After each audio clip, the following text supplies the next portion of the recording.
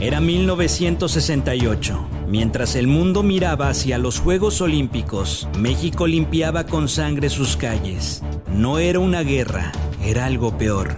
El Estado contra su propia juventud. En la Plaza de las Tres Culturas, el eco de los disparos se ahogó con el silencio oficial. No hubo culpables, no hubo justicia, solo cuerpos y una mentira que hasta el día de hoy nos sigue doliendo. Guasa Radio presenta Tlatelolco, 1968, la historia que México quiso borrar. A finales de los años 60, México vivía en una aparente estabilidad. El gobierno encabezado por Gustavo Díaz Ordaz mostraba al mundo una cara de orden, desarrollo y modernidad. Lo llamaban el milagro mexicano. Las cifras económicas parecían envidiables: crecimiento sostenido, infraestructura en expansión, inversión extranjera y los Juegos Olímpicos a punto de celebrarse en la capital. Pero esa cara reluciente ocultaba una realidad mucho más oscura. La represión, el autoritarismo y el control total del sistema político eran la base de ese orden. El PRI gobernaba sin oposición real desde hace muchas décadas. En los medios no había crítica, solo propaganda. La disidencia era perseguida, vigilada y silenciada. El país vivía en una especie de dictadura disfrazada de democracia, una paz impuesta a golpes. Y en ese escenario, la juventud mexicana comenzó a despertar. Ustedes ahí van, como idiotas a caer en el juego sin saber todo lo que hay detrás. ¿Y ya, papá? Nosotros estamos en lucha por nuestras demandas. Lo demás no nos importa. ¡Nos tiene que importar! La historia no empieza en una universidad.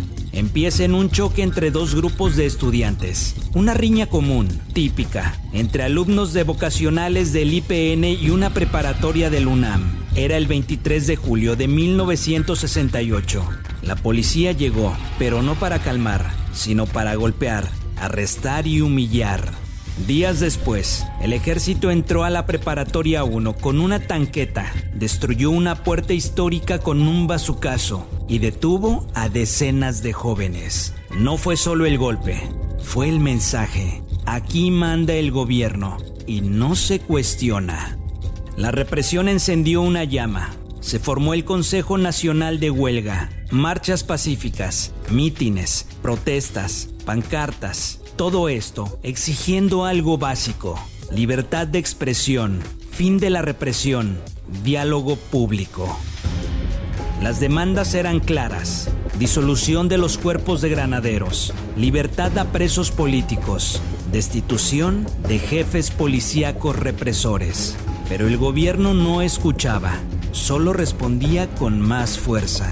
Mientras el país se preparaba para recibir al mundo en los Juegos Olímpicos, el presidente se preparaba para acallar las voces que podían arruinar su espectáculo. Y entonces llegó el 27 de agosto. La multitud era inmensa. La Plaza de la Constitución se llenó como nunca antes. Y en Palacio Nacional, las órdenes empezaban a escribirse con tinta invisible. La historia se acercaba a su punto de quiebre. El 27 de agosto de 1968, más de 300,000 estudiantes, profesores, obreros y ciudadanos marcharon hacia el Zócalo. Corean, gritan y resisten. La multitud es tan grande que el temblor no viene del suelo, sino del miedo del gobierno. En Palacio Nacional, las ventanas están cerradas. Adentro no escuchan gritos, solo amenazas. Y en algún despacho alguien dice: esto no se puede permitir.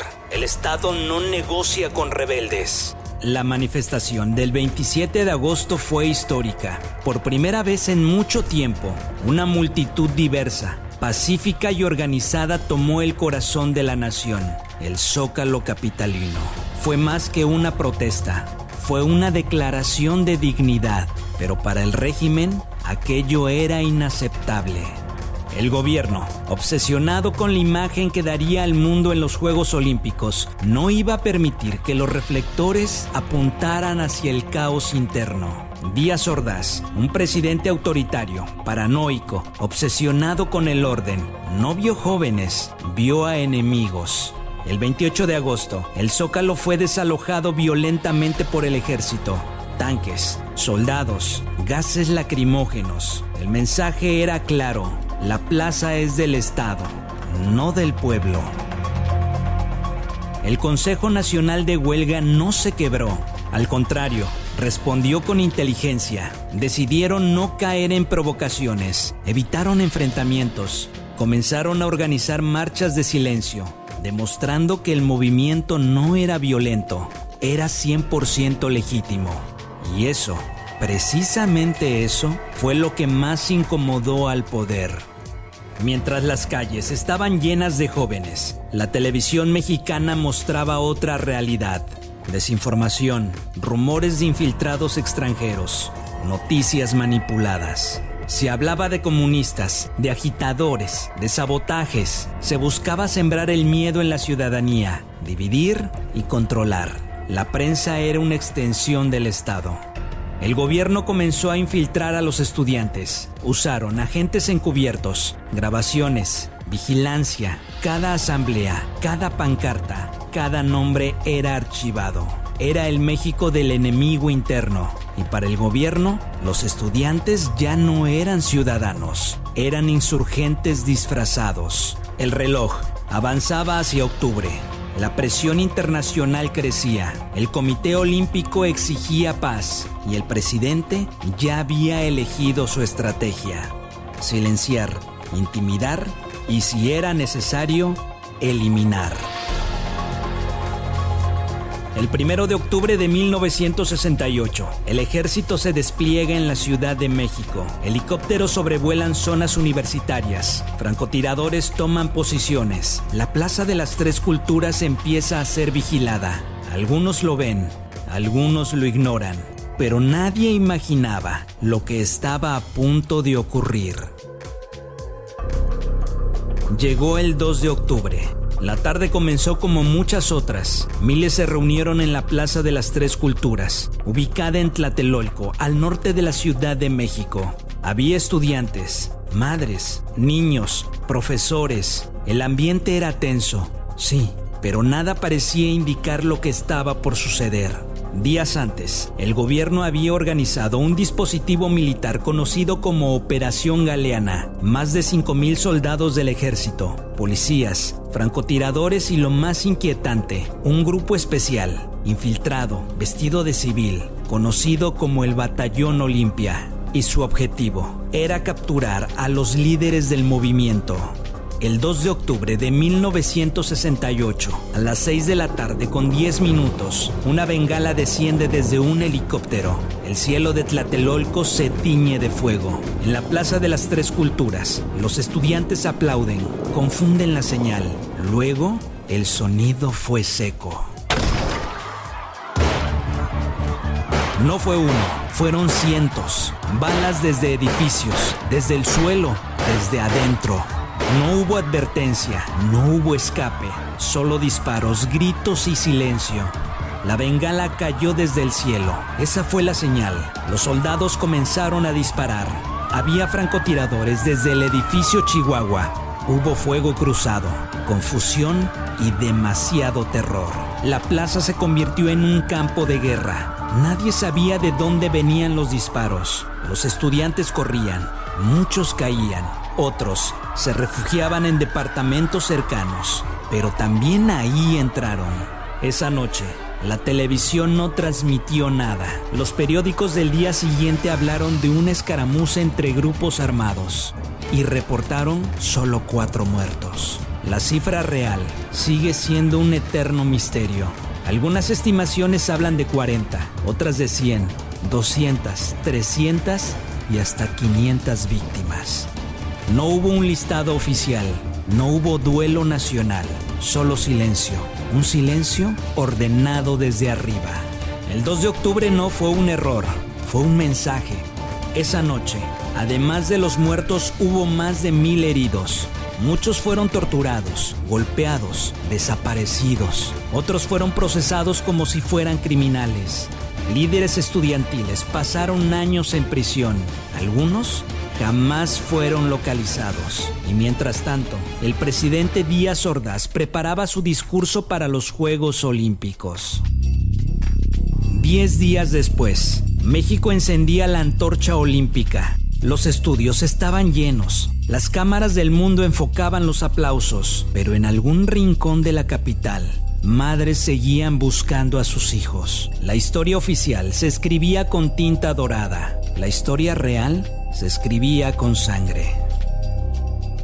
El 3 de octubre de 1968 amaneció con olor a cloro y miedo. Las calles de Tlatelolco fueron lavadas, como si se pudiera borrar una masacre con una manguera. No hubo cadenas nacionales, no hubo nada, solo un titular: grupos extremistas atacan al ejército. La versión del gobierno fue inmediata, pero también conveniente.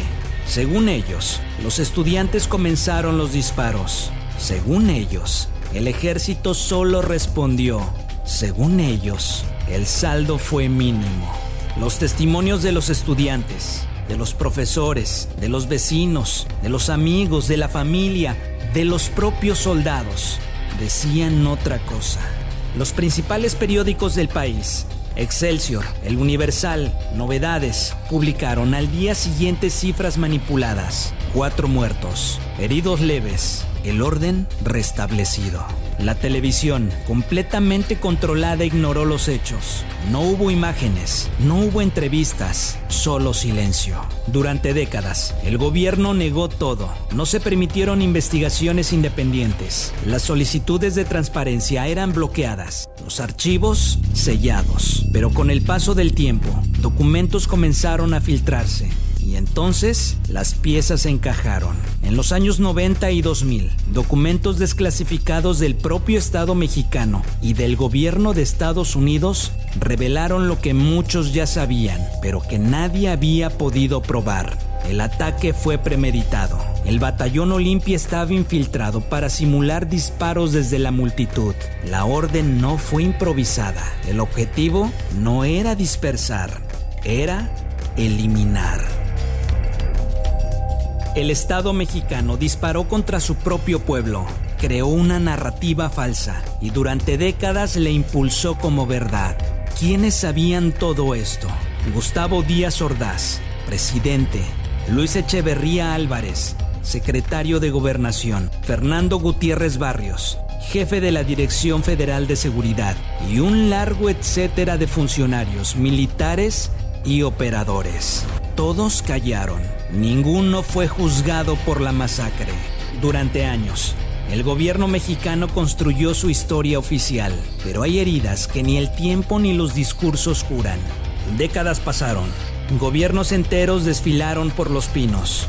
Durante todo ese tiempo, las víctimas del 68 no solo esperaron justicia, esperaron que el país aceptara la verdad. Pero mientras tanto, ellos hablaban.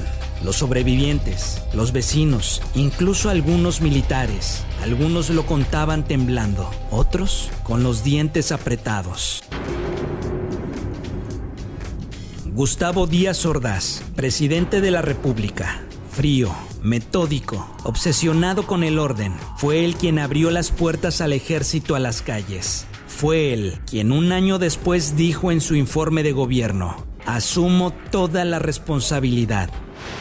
Íntegramente la responsabilidad personal, ética, social, jurídica, política e histórica por las decisiones del gobierno en relación con los sucesos del año pasado.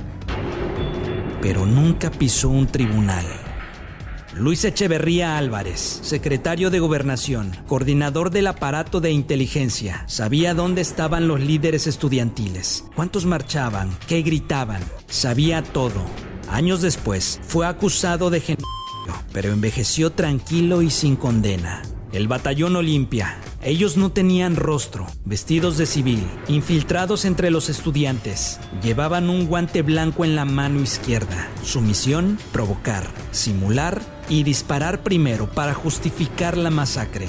Hasta hoy, nadie ha revelado la lista completa de sus integrantes. Y luego están los documentos sellados, las carpetas ocultas, los archivos que no querían que vieras. Durante más de 30 años, la información estuvo enterrada. Negaron que existieran listas de muertos, negaron las órdenes, negaron todo, hasta que empezaron a salir los papeles. En el año 2000, documentos del propio gobierno mexicano y archivos desclasificados revelaron al pueblo lo que ya se sabía. En 2002, el presidente Vicente Fox creó una fiscalía especial para movimientos sociales y políticos del pasado. Por primera vez en la historia, se intentó llevar a juicio a Luis Echeverría Álvarez, pero fue inútil. El caso se cayó. Echeverría fue declarado imputable por su edad y salud.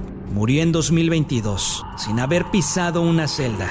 La justicia, una vez más, llegó tarde. O lo que es peor, nunca llegó. Cada año, el 2 de octubre, miles marchan en silencio. No gritan, no corren, caminan con velas, con pancartas, con nombres escritos en cartulinas. En sus manos no hay piedras, hay memoria. En su pecho hay una certeza. El país no olvida, aunque el Estado aún no se atreva a recordar. ¿Y qué quedó del 68? Una generación marcada, miles de familias rotas, una cicatriz que no cierra, porque nadie ha pedido perdón, perdón de verdad. Aquel movimiento estudiantil plantó una semilla. En los años 70, 80 y 90 surgieron nuevos movimientos sociales, por derechos humanos, por libertad de prensa, por democracia real. Tlatelolco se convirtió en un símbolo, un punto de no retorno. Se escribieron libros como La noche de Tlatelolco de Elenia Poniatowska. Se filmaron documentales, se pintaron murales. La cultura mexicana abrazó esa herida y la transformó en arte, en crítica, en fuego. La Plaza de las Tres Culturas sigue ahí, con sus ruinas prehispánicas, con su templo colonial, con sus edificios modernos. 3 etapas, 3 Méxicos, un solo grito. 2 de octubre no se olvida.